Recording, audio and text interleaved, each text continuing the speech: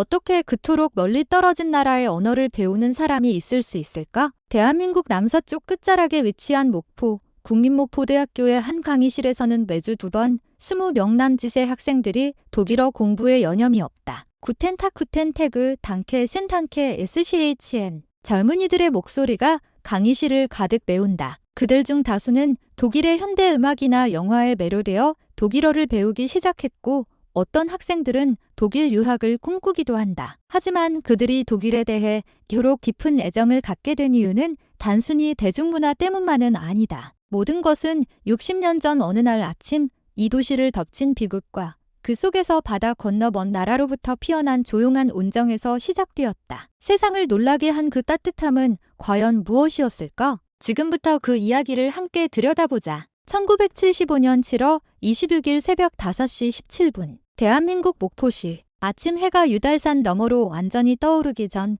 항구 도시의 고요함은 순식간에 격렬한 흔들림에 집어삼켜졌다. 진도 6.1의 강진이었다. 그 시각 박서연은 부엌에서 어린 아들 지훈과 딸 수진을 위해 아침 식사를 준비하고 있었다. 처음에는 그저 땅 밑에서부터 올려오는 듯한 낮고 둔탁한 굉음이었다. 그러나 다음 순간 건물 전체가 마치 거대한 손에 들려 위로 솟구쳤다가 내동댕이 쳐지는 것처럼 격렬하게 흔들리기 시작했다. 천정이 요란한 소리를 내며 쓰러지고 벽에 걸려있던 가족사진 액자들이 힘없이 바닥으로 곤두박질 쳤다. 지훈아, 수진아, 서연은 온 힘을 다해 아이들 방으로 달려갔다. 아이 방 문을 열자 침대가 공포스럽게 흔들리고 있었고 두 아이는 하얗게 질린 얼굴로 침대 시트를 필사적으로 붙잡고 있었다. 엄마, 딸 수진이 울음을 터뜨렸다. 서연은 즉시 딸을 품에 안고 아들 지훈의 손을 잡아챘다. 괜찮아, 엄마 여기 있어. 그녀는 미친 듯이 흔들리는 바닥을 힘겹게 딛고 복도를 향해 돌진했다. 등 뒤에서 가구가 무너지고 창문 유리가 산산조각 나는 소리가 들렸다. 먼지가 눈처럼 흩날렸다. 안방에서 남편 민준도 뛰쳐나왔다. 서연아, 빨리 밖으로. 하지만 바로 그때 천장에서 거대한 대들보가 무너져 내렸고 민준은 순식간에 잔해 더미 아래에 깔리고 말았다. 민준 씨, 서연은 비명을 질렀지만 흔들림은 멈추지 않았고 건물 전체가 붕괴하기 시작했다. 애들 데리고 가. 민준이 고통 속에서 외쳤다. 서연은 눈물을 닦을 새도 없이 두 아이를 품에 안고 계단을 뛰어내렸다. 그들이 건물 밖으로 뛰쳐나오는 순간 그들이 살던 낡은 연립주택은 화함께 폭삭 주저앉았다. 거리는 이미 아수라장으로 변해 있었다. 건물들을 도미노처럼 차례차례 무너져 내렸고 짙은 흙먼지가 도시 전체를 뒤덮었다. 사방에서 사람들의 처절한 비명이 들려왔다. 서연은 두 아이를 부서져라 껴안은 채 그 자리에 망연자실 서 있었다. 민준 씨 그녀의 눈에서 눈물이 하염없이 흘러내렸다. 하지만 울고 있을 시간이 없었다. 지훈이와 수진이를 지켜야 했다. 괜찮아, 괜찮아. 서연은 떨리는 목소리로 몇 번이고 아이들에게 되뇌었다. 주위에서는 사람들이 가족의 이름을 부르며 필사적으로 잔해를 파헤치고 있었다. 피투성이가 된 채 구조를 요청하는 사람, 이미 미동조차 없는 싸늘한 모습들도 보였다. 이날 항구 도시 목포는 단 몇십 초의 흔들림에 모든 것을 잃었다. 사망자 약 1,070명, 부상자 약 3,000명, 건물 80%가 붕괴되거나 파손되었고 20만 명이 넘는 사람들이 하룻밤 사이에 집을 잃었다. 서연도 그중 한 사람이었다. 인근 초등학교 운동장에는 임시 대피소로 천막들이 세워졌고 셀 수 없이 많은 사람들이 그곳으로 모여들었다. 서연은 두 아이를 데리고 천막 한 구석으로 들어갔다. 바닥에는 얇은 담요 한 장이 전부였다. 주위에는 그녀처럼 모든 것을 잃은 가족들이 서로의 몸을 의지한 채 빽빽하게 앉아 있었다. 엄마, 아빠는? 아들 지훈이 물었다. 서연은 차마 대답할 수 없었다. 남편 민주는 무너진 연립주택 아래에 깔려 있었다. 구조대가 필사적으로 잔해를 파헤치고 있었지만 도시 전체가 폐허로 변한 상황에서 구조 작업은 더디기만 했다. 아빠는 금방 오실 거야. 서연은 거짓말을 했다. 아직 어린 아이들에게 잔인한 현실을 말해줄 수 없었다. 대피소 생활은 상상 이상으로 고통스러웠다. 물은 배급제로 제한되었고 빵 한 조각으로 하루를 버텨야 했다. 화장실은 턱없이 부족해 위생 상태는 날이 갈수록 악화되었다. 밤이 되면 차가운 바람이 천막 틈새로 스며들었다. 얇은 담요 한 장으로는 추위를 막을 수 없었다. 결국 딸 수진이 고열에 시달리기 시작했다. 엄마, 힘들어. 어린 딸이 힘없이 끙끙거렸다. 서연은 의료 지원 천막으로 달려갔지만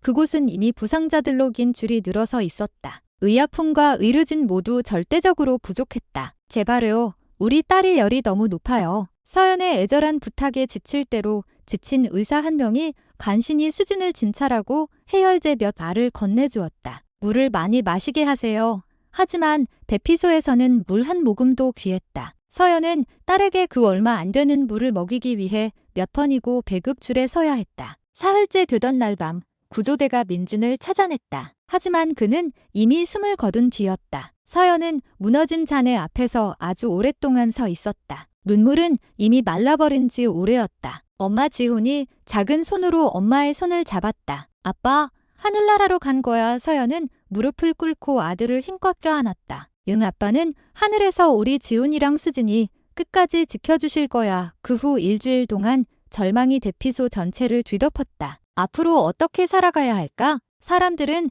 집과 직장, 그리고 가족까지 잃었다. 서연 역시 마찬가지였다. 밤이 되어 아이들이 잠들면 서연은 홀로 조용히 눈물을 삼켰다. 앞으로 우린 어떻게 해야 할까? 누구도 그녀에게 답을 줄 수 없었다. 대피소에서는 아이들이 하나둘씩 병들어갔고 노인들은 피로와 불안감에 나날이 쇠약해져 갔다. 서연은 매일 배급되는 얼마 안 되는 빵과 물을 받아 아이들에게 모두 건넸다. 자신은 거의 먹지 않았다. 엄마도 먹어? 지훈이 자신의 빵을 내밀었다. 엄마는 배 안 고파. 우리 아들 다 먹어. 서연은 억지로 미소를 지어 보였지만 그 미소 뒤에는 끝을 알 수 없는 절망이 숨어 있었다. 바로 그때 국제사회의 구호 물품이 속속 도착하기 시작했다. 미국, 프랑스, 일본 그리고 아주 먼 유럽의 나라, 서독. 대피소로 운반된 상자에는 웨스트 점원이라는 글자가 선명하게 찍혀 있었다. 서연은 그 낯선 글자를 물끄러미 바라보았다. 서독, 들어본 적은 있었지만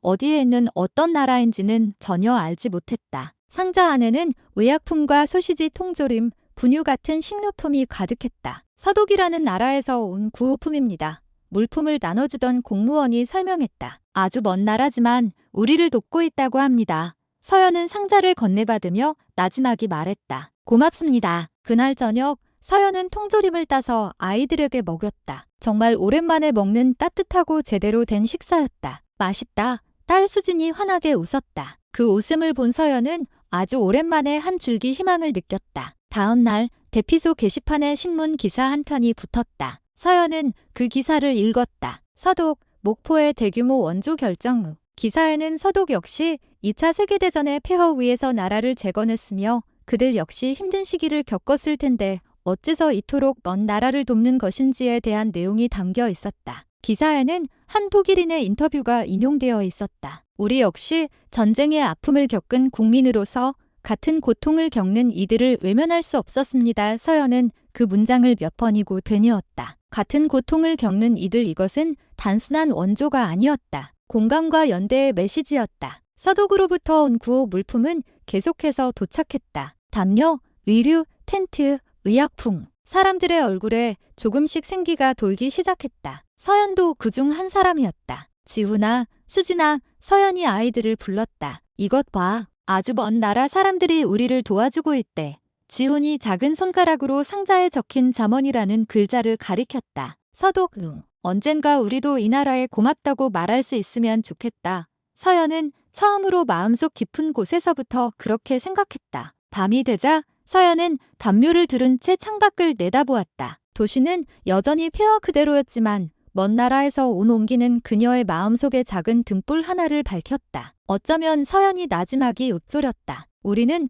다시 일어설 수 있을지도 몰라. 그 작은 희망이 그녀를 버티게 하는 힘이 되어 주었다. 여러분은 서독의 이러한 원조에 대해 어떻게 생각하시나요? 부디 댓글로 여러분의 생각을 공유해주세요. 서독이 원조를 결정한 배경에는 그들 자신 역시 전쟁의 상처를 딛고 일어선 역사가 있었다. 제2차 세계대전으로 국토 전체가 폐허가 되었지만 라인강이 기적이라 불리는 놀라운 경제 부흥을 이뤄냈다. 특히 1960년대부터는 대한민국의 광부와 간호사들을 대거 받아들이며 양국 간의 특별한 인연이 시작되었다. 1975년 당시 서독은 유럽의 경제 대국으로 자리매김했지만 전쟁의 상처와 분단의 아픔을 기억하고 있었다. 그랬기에 그들은 먼 나라 목포의 비극을 외면할 수 없었다. 어려움에 처한 사람을 외면해서는 안 된다는 순수한 신념, 그리고 이미 자국에서 열심히 일하고 있는 한국인들에 대한 고마움이 그들을 움직인 것이다. 대피소 생활을 하던 서연은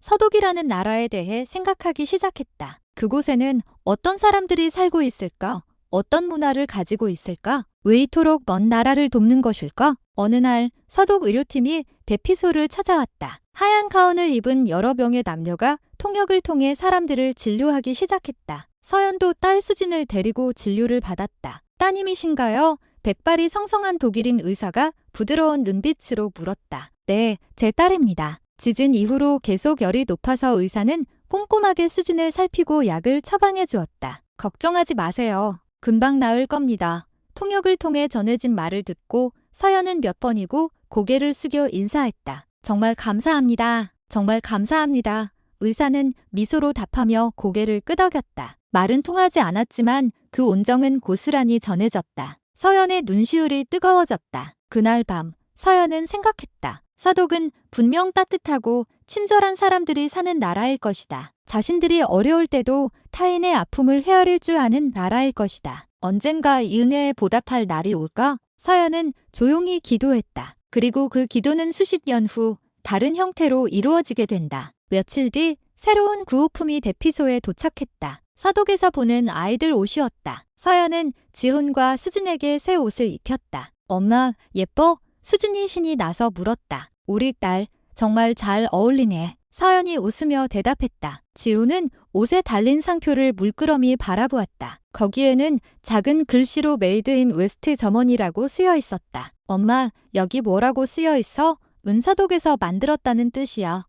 서독 두지훈이 그 단어를 되뇌었다. 어린 소년의 마음속에 그 나라의 이름이 깊이 새겨졌다. 그리고 그것은 훗날 그의 인생을 바꾸는 거대한 계기가 되었다. 대피소 사람들의 얼굴에 점차 미소가 돌아오기 시작했다. 서독뿐만 아니라 세계 각국에서 온 따뜻한 원조가 이어졌다. 그러나 진짜 싸움은 이제부터 시작이었다. 도시를 재건하고 미래를 되찾는 것. 그 길고 긴 여정이 막 시작되려 하고 있었다. 지진 발생 한 달 후 대피소 생활이 계속되는 가운데 국제사회가 움직이기 시작했다. 언이 주도하에 목포 재건 계획이 본격적으로 추진되었다. 세계 각국에서 건축가와 기술자들이 모여들었다. 미국, 영국, 프랑스, 일본, 그리고 서독. 각국은 저마다의 재건 방안을 제시하며 논의를 거듭했다. 어느 날 대피소 게시판에 포스터 한 장이 붙었다. 목포 재건을 위한 국제 설계 공모전. 서연은 그 포스터를 올려다보았다. 전 세계의 건축가들이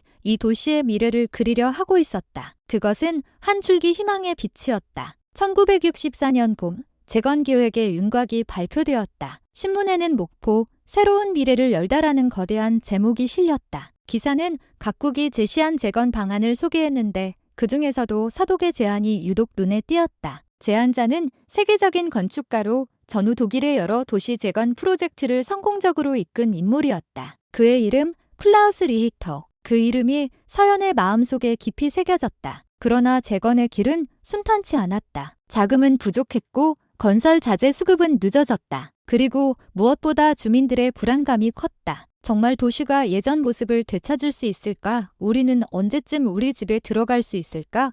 대피소에서는 매일같이 그런 목소리들이 들려왔다. 서연 역시 같은 불안을 품고 있었다. 남편을 잃고 집을 잃고 미래는 막막했다. 하지만 아이들을 위해서라도 살아야만 했다. 어느 날 시청 공무원 한 명이 대피소를 찾아와 사람들에게 외쳤다. 여러분, 들어주십시오. 재건 계획이 정식으로 승인되었습니다. 이제부터 이 도시는 완전히 새롭게 태어날 것입니다. 사람들이 웅성거렸다. 얼마나 걸립니까?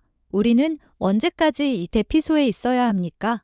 질문이 쏟아졌다. 남자는 차분한 목소리로 대답했다. 시간이 걸릴 겁니다. 하지만 전 세계가 우리를 돕고 있습니다. 이 도시는 반드시 부활할 것입니다. 그 말에 사람들은 조용히 고개를 끄덕였다. 몇 주 후 도심에서 재건 공사가 시작되었다. 잔해가 치워지고 새로운 건물의 기초 공사가 시작되었다. 서연은 종종 공사 현장에 가보곤 했다. 중장비가 굉음을 내며 움직이고 인부들이 땀 흘려 일하는 모습을 보며 그녀의 마음속에도 희미한 희망이 피어올랐다. 저 도시가 정말 다시 태어날지도 모른다. 어느 날 그녀는 공사 현장에서 서독 기술자들의 모습을 보았다. 그들은 파란색 안전모를 쓰고 한국인 인부들과 무언가 이야기를 나누고 있었다. 통역을 통해 대화했지만 때로는 손짓 발짓을 섞어가며 필사적으로 의사를 전달하려 했었다. 그 진지한 모습이 서연의 마음에 깊은 감동을 주었다. 말은 통하지 않아도 마음은 통하는구나.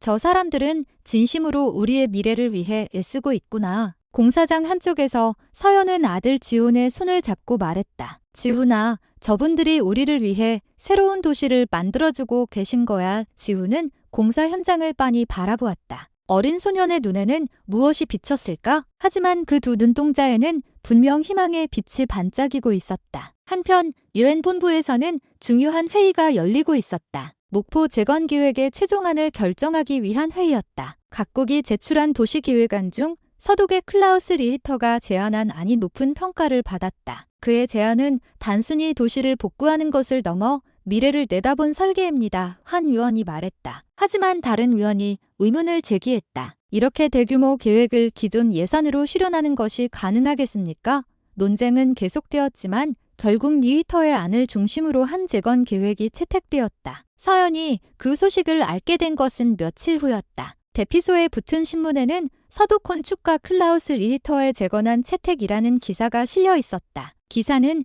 리히터의 경력을 상세히 소개했다. 전후 독일의 현대화를 이끈 건축가, 수많은 혁신적인 건물을 설계하여 세계적으로 주목받는 거장. 이 사람이 우리 도시를 설계하는구나. 서연은 기사를 몇 번이고 읽었다. 대피소 사람들은 기대와 불안이 섞인 목소리로 저마다 한마디씩 했다. 독일 사람이 우리 도시를 잘 이해할 수 있을까? 문화도 다르고 말도 다른데 정말 괜찮을까?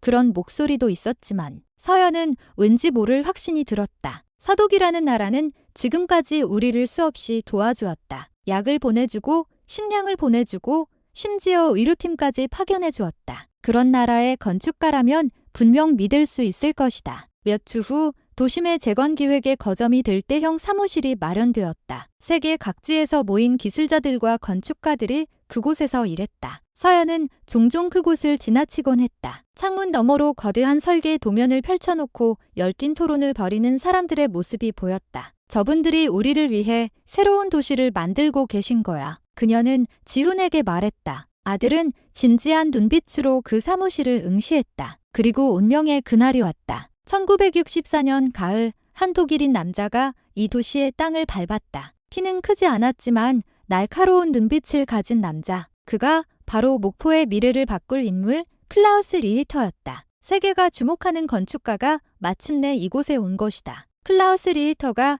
처음 목포 땅을 밟았을 때 그는 눈앞에 펼쳐진 잿더미가 된 도시의 풍경을 응시했다. 무너진 건물, 파괴된 도로, 그리고 절망에 잠긴 사람들. 그러나 그의 눈에 비친 것은 다른 풍경이었다. 미래, 저 잔해 너머에 펼쳐질 새로운 도시의 모습이었다. 리히터는 현지 기술자들과 첫 회의를 열었다. 재건 계획 사무실에 모인 수십 명의 얼굴에는 피로와 불안이 가득했다. 여러분, 리히터가 통역을 통해 입을 열었다. 저는 독일이 잿더미가 되었던 시절을 기억합니다. 전쟁이 끝난 후 모든 것이 파괴되었던 시절 말입니다. 회의장은 물을 끼얹은 듯 조용해졌다. 하지만 독일은 일어섰습니다. 그리고 지금 새로운 미래를 향해 나아가고 있습니다. 그의 목소리는 차분했지만 힘이 넘쳤다. 목포 역시 반드시 다시 일어설 수 있습니다. 저는 그렇게 굳게 믿습니다. 그 말에 기술자들의 눈에 다시금 빛이 돌기 시작했다. 다음 날부터 리히터는 도시 곳곳을 걸어 다니기 시작했다. 홀로 잔에 더미 속을 걸었다. 현지 기술자들이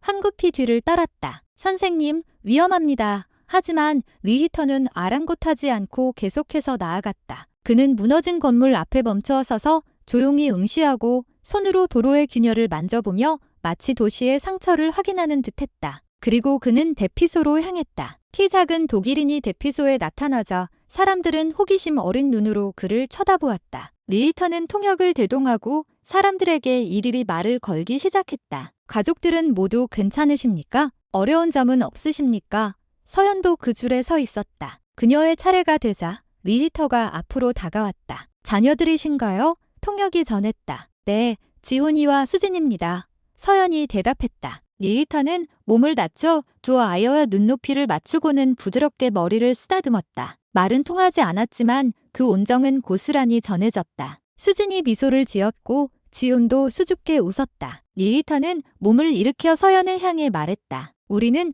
반드시 새로운 도시를 건설할 겁니다. 통역이 말을 이었다. 당신의 아이들이 자라서 이 도시를 자랑스러워할 수 있도록 말입니다. 서연의 눈시울이 뜨거워졌다. 감사합니다. 그녀는 연신 고개를 숙였다. 리히터는 조용히 고개를 끄덕이고는 다음 가족에게로 향했다. 그날 밤 재건계획 사무실에서 리히터는 거대한 설계 도면을 펼쳤다. 현지 기술자들이 그의 주위로 모여들었다. 이곳에 새로운 교통의 중심지를 만들 겁니다.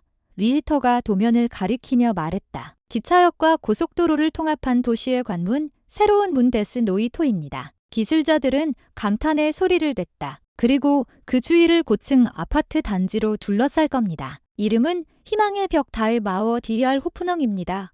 하지만 그것뿐만이 아니었다. 리히터는 진지한 눈빛으로 말을 이었다. 이 도시는 미래에 또다시 지진을 겪을 수 있습니다. 그래서 우리는 내진 설계를 철저히 강화해야 합니다. 철근 콘크리트 구조, 넓은 도로, 피난 통로 확보. 우리는 시민의 생명을 지킬 수 있는 도시를 만들어야 합니다. 기술자들은 리히터의 말에 완전히 몰입했다. 이것은 단순한 복구가 아니었다. 미래를 내다보고 새로운 도시를 창조하는 일이었다. 다음 날 신문에는 서독에서 온 건축가, 이 도시를 누구보다도 믿고 있다라는 거대한 제목의 기사가 실렸다. 서연은 대피소에서 그 기사를 읽었다. 기사에는 리히터가 대피소를 방문했을 때의 사진이 실려 있었다. 아이들과 이야기하는 모습, 주민들의 이야기에 귀 기울이는 모습, 그리고 설계도면 앞에서 진지하게 토론하는 모습. 이 사람 서연이 나지막이 말했다. 이 사람이라면 우리의 미래를 믿어도 될 거야. 어쩌면 우리도 미래를 믿기 시작해도 좋을지 모른다. 그녀는 진심으로 그렇게 생각했다. 클라우스 리히터의 재건 도시 계획은 1975년 봄에 공식적으로 발표되었다. 그 내용은 당시 대한민국에서는 매우 혁신적인 것이었다. 도심의 거대한 교통허브를 건설하여 기차역과 고속도로를 통합하는 미래형 교통 중심지 새로운 문은 사람들의 이동 효율을 높여 도시 전체의 활력을 불어넣기 위함이었다. 그리고 그 주위를 고층 아파트 단지로 둘러싸 희망의 벽을 형성하여 지진으로 집을 잃은 사람들에게 새로운 보금자리를 제공하고자 했다. 그러나 이것은 평범한 주택이 아니었다. 구조를 철저히 강화한 철근 콘크리트, 넓은 도로폭, 피난 통로 확보. 이것은 또다시 지진이 발생하더라도 시민의 생명을 지킬 수 있는 설계였다. 리히터의 철학은 명확했다. 도시는 사람을 위해 존재하며 사람들의 목소리를 듣지 않는 도시는 의미가 없다. 그는 그 말을 행동으로 증명했다. 몇 번이고 직접 현장을 방문해 주민들과 대화하고 기술자들과 토론하며 한 걸음 한 걸음 신중하게 계획을 완성해 나갔다. 어느 날 서연은 새로운 주택을 신청하기 위해 재건계획 사무실을 찾았다. 사무실 벽에는 거대한 모형이 전시되어 있었다. 새로운 목포의 모습이었다. 고층 빌딩이 즐비하고 넓은 도로가 시원하게 뻗어 있었으며 푸르른 공원도 계획되어 있었다. 이곳이 우리의 도시가 되는구나. 서연은 숨을 삼켰다. 그녀가 상상했던 것보다 훨씬 더 아름답고 힘있는 도시였다. 창구 직원이 설명했다. 새로운 아파트는 내년부터 순차적으로 완공될 예정입니다. 신청 순서에 따라 입주하시게 될 겁니다. 정말인가요? 서연이 재차 확인했다. 네, 그렇습니다. 리히터 선생님께서 반드시 실현하겠다고 약속하셨습니다. 그 말에 서연의 눈시울이 뜨거워졌다. 감사합니다. 공사 현장에서는 서독 기술자들과 한국인 노동자들이 나란히 땀을 흘렸다. 말은 통하지 않았지만 그들은 미소와 고갯짓으로 서로에게 공구를 건네주며 함께 일을 해나갔다. 서연은 종종 지훈과 수진을 데리고 공사 현장을 보러 갔다. 저기서 일하는 분들이 우리를 위해 새 집을 지어주고 계신 거야? 지훈은 진지한 눈빛으로 공사 현장을 응시했다. 거대한 크레인이 움직이고 철골이 조립되는 광경이 어린 소년의 마음속에 깊이 새겨졌다. 어느 날 현장에서 일하던 한 서독 기술자가 지훈에게 말을 걸었다. 이런 것에 관심이 있니? 통역이 전했다. 지훈은 수줍게 고개를 끄덕였다. 기술자는 웃으며 자신이 들고 있던 도구를 보여주었다. 이건 수평계라고 하는 거야. 건물이 똑바로 서 있는지 확인하는 도구란다. 지훈은 눈을 반짝이며 그 도구를 바라보았다. 너도 커서 집을 짓는 사람이 되면 좋겠구나. 기술자가 다정하게 말했다. 그 한마디가 지온의 마음속에 불을 지폈다. 나도 저런 일을 하고 싶어. 어린 그는 그렇게 생각했다. 공사는 순조롭게 진행되었다. 1975년부터 1976년에 걸쳐 도시의 모습은 조금씩 변해갔다. 잔해가 치워지고 땅이 다져지고 건물의 뼈대가 솟아올랐다. 서연은 거의 매주 공사 현장을 보러 갔다. 갈 때마다 도시는 변해 있었다. 그것 자체가 희망의 증거였다. 어느 날 리히터가 다시 대피소를 찾아와 사람들에게 공사 진행 상황을 보고했다. 여러분, 리히터가 입을 열었다. 1차 신규 주택 공사가 내년에 완공됩니다. 그때가 되면 500세대가 입주할 수 있게 될 겁니다. 대피소 안에서 환호성이 터져나왔다. 그 후로도 계속해서 지을 겁니다. 모든 분들이 새 집에 들어갈 때까지 우리는 절대 포기하지 않습니다. 사람들은 뜨거운 박수를 보냈다. 서연도 눈물을 흘리며 박수를 쳤다. 다른 나라의 미래를 위해 노력한 클라우스 리히터에 대해 여러분은 어떻게 생각하시나요? 부디 댓글로 여러분의 의견을 공유해주세요. 1976년 가을 마침내 첫 번째 아파트 단지가 완공되었다. 그것은 10층 높이의 하얀 건물이었다. 창문으로 햇살이 쏟아져 들어왔고 널찍한 발코니가 나란히 줄지어 있었다. 추첨을 통해 서연은 첫 입주자로 선정되었다. 정말인가요? 진짜예요. 서연은 몇 번이고 확인했다. 직원은 웃으며 고개를 끄덕였다. 네, 진짜입니다. 다음 주에 열쇠를 받으러 오세요. 입주하는 날, 서연은 두 아이를 데리고 새 집으로 향했다. 엘리베이터를 타고 5층으로 올라가자 밝고 깨끗한 복도가 나타났다. 현관문 앞에 서서 열쇠를 돌렸다. 문이 열리는 순간 서연은 할 말을 잃었다. 넓은 거실, 방 2개, 부엌에는 새로운 가스레인지와 싱크대가 놓여 있었다. 창밖으로는 재건 중인 목포 시내의 풍경이 한눈에 들어왔다. 엄마,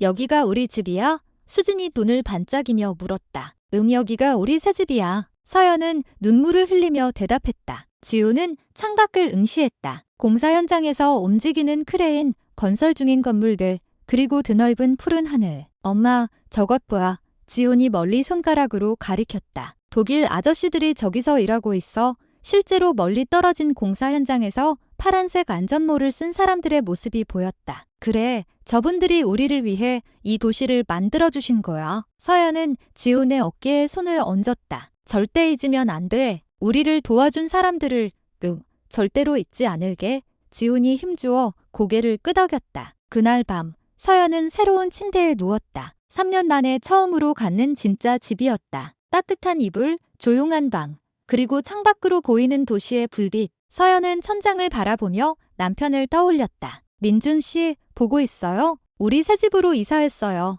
눈물이 뺨을 타고 흘러내렸다. 지훈이도 수진이도 건강하게 잘 크고 있어요. 당신이 우리를 지켜준 덕분이에요.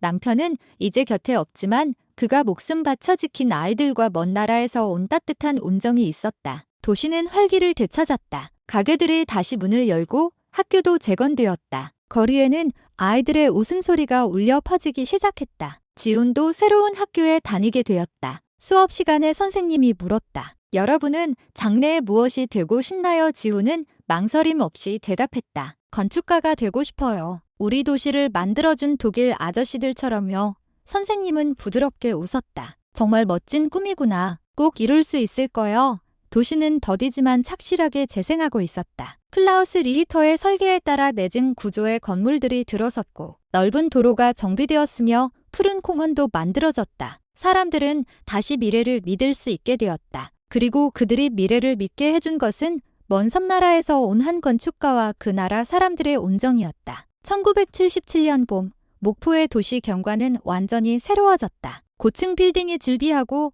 도로는 넓어졌으며 공원에는 나무가 심겨 아이들이 뛰어놀았다. 과거의 잔해 더미는 더 이상 찾아볼 수 없었다. 창가에서 도시를 바라보는 것이 서연의 습관이 되었다. 아침 햇살에 빛나는 새 건물들, 거리를 오가는 사람들, 그리고 여전히 건설 중인 공사장. 이 도시는 정말 다시 태어났구나. 서연이 나지막이 말했다. 4년 전 모든 것을 잃었던 그날, 절망 속에서 그녀는 미래를 전혀 볼 수 없었다. 하지만 지금 그녀는 완전히 새로운 삶을 살고 있었다. 이것은 기적과도 같은 일이었다. 어느 날 도심에서 재건 계획 완공을 축하하는 기념식이 열렸다. 서연도 지훈과 수진을 데리고 참석했다. 광장에는 수백 명의 사람들이 모였고 주석단에는 클라우스 리히터의 모습도 보였다. 시장이 연설을 시작했다. 여러분, 우리는 4년 전의 비극을 잊을 수 없습니다. 하지만 우리는 다시 일어섰습니다. 그것은 전 세계에 도움이 있었기 때문입니다. 특히 서독이라는 나라의 따뜻한 원조가 없었다면 오늘의 목포는 없었을 것입니다. 회장에서는 뜨거운 박수가 터져나왔다. 서연도 눈물을 흘리며 박수를 쳤다. 이어서 클라우스 리히터가 연단에 섰다. 그는 통역을 통해 말하기 시작했다. 제가 이 도시에 왔을 때 저는 확신했습니다. 이 도시는 반드시 다시 일어설 것이라고. 왜냐하면 이곳에는 강인한 시민들이 있기 때문입니다. 리히터의 목소리는 차분했지만 힘이 넘쳤다. 건물을 짓는 것은 우리 기술자들이지만 도시를 만드는 것은 바로 이곳에 사는 여러분입니다. 앞으로도 이 도시를 아끼고 그 정신을 다음 세대에게 물려주십시오. 사람들이 마음을 합치면 어떤 어려움도 극복할 수 있습니다. 회장 전체가 기립하여 박수를 보냈다. 그 박수는 오랫동안 그치지 않았다. 서연은 곁에 선 지훈의 손을 잡았다. 지훈은 연단 위에 리히터를 진지한 눈빛으로 응시하고 있었다. 그 두 눈동자에는 굳은 결의가 빛나고 있었다. 식이 끝난 후 서연은 리히터에게 다가가 통역을 통해 감사의 인사를 전했다. 선생님, 정말 감사합니다. 리히터는 부드럽게 웃었다. 아닙니다. 저는 그저 그림을 그렸을 뿐입니다. 이 도시를 만든 것은 여러분 주민들입니다. 서연은 연신 고개를 숙이고는 곁에 있던 지훈을 앞으로 내밀었다. 이 아이가 선생님 같은 사람이 되고 싶다고 합니다. 리히터는 지훈 앞에서 몸을 낮췄다. 건축가가 되고 싶니? 지훈이 고개를 끄덕였다. 좋은 꿈이구나. 힘내렴. 리히터는 소년의 머리를 부드럽게 쓰다듬었다. 그 순간 평생 잊을 수 없는 기억이 지훈의 마음속에 깊이 새겨졌다. 그날 밤 서연과 아이들은 식탁에 둘러앉아 저녁을 먹었다. 세부엌에서 만든 따끈한 밥과 국. 오늘은 특별한 날이니까 우리 축하하자. 서연이 웃으며 말했다. 수지는 신이 나서 손뼉을 쳤다. 지훈은 무언가 생각에 잠긴 듯 조용히 밥을 먹었다. 엄마, 지훈이 입을 열었다. 나 꼭 건축가가 될 거야. 그리고 어려운 사람들을 도울 거야. 서연은 아들의 눈을 바라보았다. 그곳에는 돌아가신 아버지와 꼭 닮은 강한 의지가 깃들어 있었다. 그래, 아빠도 분명 기뻐하실 거야. 서연이 부드럽게 미소 지었다. 창밖으로는 목포의 야경이 펼쳐져 있었다. 새 건물의 불빛, 거리를 밝히는 가로등, 그리고 멀리 보이는 공사장의 빛. 도시는 계속해서 성장하고 있었고 그 도시에서 자라나는 아이들 역시 새로운 미래를 향해 발걸음을 내딛고 있었다. 마음속에 서독이라는 나라가 밝혀준 희망의 빛을 품은 채 그로부터 약 50년의 세월이 흘렀다. 대한민국과 독일의 우정은 그 후로도 계속되었다. 국제협력단 KOICO를 통해 기술 지원, 교육환경 개선, 인프라 정비 등 수많은 협력 사업이 진행되었다. 그리고 2017년 독일의 지원으로 목포의 현대적인 공공병원이 설립되면서 양국의 유대는 더욱 깊어졌다. 목포대학교에는 독일어 강좌가 개설되었고 지금도 많은 학생들이 독일어를 배우고 있다. 구텐탁 단케 센ヌ. 강의실에는 젊은이들의 목소리가 울려 퍼진다. 그들 중 다수는 독일의 대중문화에 매료되어 독일어를 배우기 시작했다. 하지만 그것뿐만이 아니었다. 독일이라는 나라가 저희 할아버지, 할머니 세대를 도와주셨대요. 한 학생이 말했다. 그 은혜를 잊으면 안 된다고 가족들에게 항상 들으며 자랐어요. 매년 이곳에서는 독일 영화제가 열리고 독일 문화를 소개하는 행사가 개최된다. 60년 전 피어난 우정의 불씨는 지금도 여전히 타오르고 있다. 2045년 5월 1일 서울국제건축 비엔날레. 이날은 한국 우정의 날로 지정되었다. 행사장에는 수백 명의 사람들이 모였다. 전시장 중앙에는 특별한 전시가 마련되어 있었다. 1975년 지진 당시의 사진, 잿더미가 된 목포, 클라우스 리히터의 도시계획 설계도, 그리고 현재에 잘 정돈된 도시의 항공사진까지 70년의 역사가 그곳에 새겨져 있었다. 무대 위에서는 한복을 곱게 차려입은 무용수들이 한국의 전통춤을 선보이고 있었다. 화려한 춤 사이의 관객들은 박수를 보냈다. 얼마 후 주한 독일 대사가 연단에 섰다. 여러분, 대사가 입을 열었다. 1975년 아름다운 항구 도시 목포가 지진으로 파괴되었습니다. 많은 생명이 쓰러지고 모든 것을 잃은 사람들은 절망에 빠졌습니다. 행사장은 조용해졌다. 하지만 바로 그때 저희 독일은 손을 내밀었습니다. 의약품과 식량, 그리고 희망을 보냈습니다. 대사의 목소리가 조금 떨렸다. 클라우스 리히터라는 이름의 건축가는 목포의 미래를 믿었습니다. 그는 단순히 건물을 설계한 것이 아니었습니다. 그는 시민들에게 다가가 함께 땀 흘리며 미래를 함께 그렸습니다. 그때 내민 손길이 지금도 저희의 마음을 지탱하고 있습니다. 행사장에서 뜨거운 박수가 터져나왔다. 리히터의 철학은 건축을 넘어 우리 삶의 방식 일부가 되었습니다. 회장 전체가 기립하여 박수를 보냈다. 이어서 한 남성이 무대로 안내되었다. 그는 이제 노인이 된 건축가 김지훈이었다. 저는 1975년에 지진을 겪었습니다. 지훈이 말하기 시작했다. 어린 나이에 모든 것을 잃는 공포를 맛보았습니다. 하지만 독일에서 온 분들이 저희를 도와주셨습니다. 한 독일인 기술자 아저씨가 제게 다정하게 공구를 보여주셨습니다. 바로 그 순간 저는 결심했습니다. 지온의 눈시울이 뜨거워졌다. 건축가가 되어 어려운 사람들을 돕겠다. 클라우스 리히터 선생님처럼 회장 곳곳에서 훌쩍이는 소리가 들렸다. 지금 저는 제 고향에서 건축을 가르치고 있습니다. 그리고 학생들에게 반드시 말합니다. 사람을 위해 봉사하는 것, 그것이 바로 건축가의 사명이라고. 리히터 선생님, 정말 감사합니다. 지우는 깊이 고개를 숙였다. 행사장은 온통 박수 소리로 가득 찼다. 소셜미디어에서는 이 기념식의 모습이 전 세계로 퍼져나갔다. 독일은 재해로 고통받던 목포를 희망으로 채웠다. 클라우스 리히터의 도시계획은 지금도 존경받고 있다. 어릴 적 잿더미가 된 도시에서 독일의 의약품과 음식을 받았다. 그때부터 줄곧 독일에 감사하고 있다. 리히터의 건축은 목포의 영혼이다. 독일인들은 친구로서 이 도시를 도왔다. 우리는 영원히 잊지 않을 것이다. 댓글이 잇따랐다. 독일에서도 많은 반응이 있었다. 클라우스 리히터의 이야기를 알고 눈물이 났다. 이것이야말로 진정한 국제협력이다. 70년이 지나도 그 나라 국민들이 계속해서 감사를 표하다니 정말 대단하다. 박서연은 몇 해 전 세상을 떠났다. 하지만 그녀는 마지막까지 독일에 대한 감사를 입에 달고 살았다고 한다. 그때 독일이 손을 내밀어주지 않았다면 우리는 살아남지 못했을 거야.